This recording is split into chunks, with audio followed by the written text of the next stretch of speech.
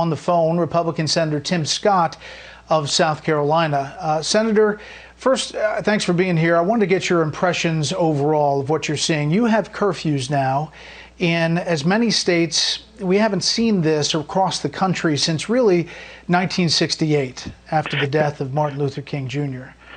This is a different time. Certainly, Brett. We are living in unprecedented times. The coronavirus and now nationwide riots that seem to be fed, in my opinion, by a criminal element that is a part of the violent protesters, which really just distracts from George Floyd's death and the activities of the nonviolent protesters who want to raise attention to an issue versus the violent protesters who are looking, from my perspective, for anarchy in this country. And we just have to make sure that that line of separation is clear. In South Carolina, the governor mobilized some of the National Guard as well, so that we could be in a position of anticipation and expectancy to resolve and to respond to some of the issues that we've seen around the country. We want to make sure that we are able to tamp down on that as quickly as possible. Senator, we have seen some really sad situations where communities have come out and businesses have been just torn apart, and they say, why are they doing this, screaming at some of the protesters. You're saying that you think a large presence in all of these instances is from the outside.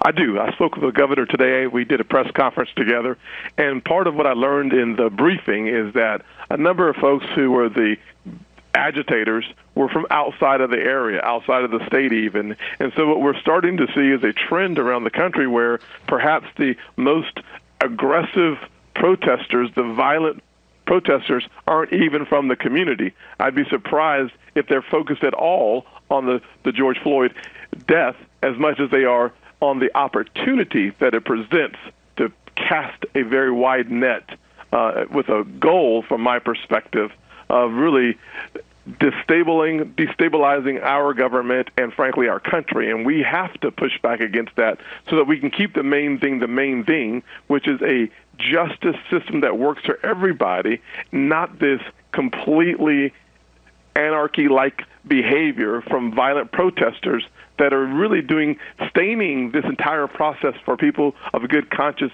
that want to have a serious conversation about race and justice in this country. Senator, for viewers, on the right side of the screen is Washington, D.C. On the left, St. Paul, Minnesota. You can see the police standing guard there on the street. Senator, what do you say to people who are following all of this in some of these African-American communities and say this is less about George Floyd and more about kind of an explosive resentment of how the black community has been treated for years, generations, a lot of similar sounding messages from some of these communities? Well, Brett, I'll say what I said on the floor of the Senate, which is in one of my speeches I talked about being stopped 7 times as an elected official because I was driving while black. The issue of race and justice is a real issue. However, we have really strong examples of how to make progress in this nation.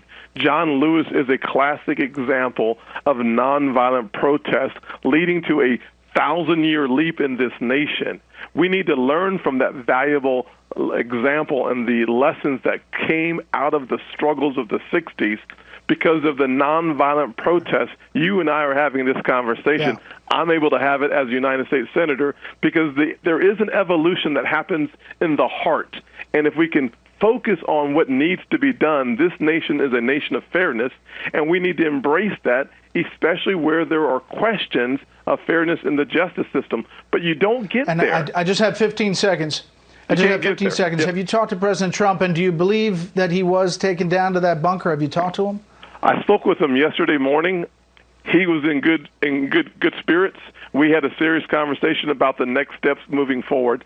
So I feel like he felt comfortable, he felt safe, and he was getting ready to head to Florida. So I think he was in good and secure order. Okay. Senator Scott, we appreciate your time.